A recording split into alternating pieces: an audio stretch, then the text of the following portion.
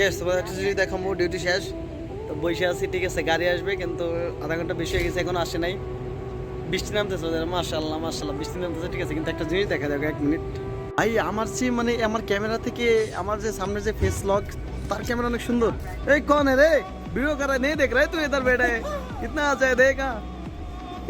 हाँ गैस बहुत बारिश हुआ अभी, ठीक है।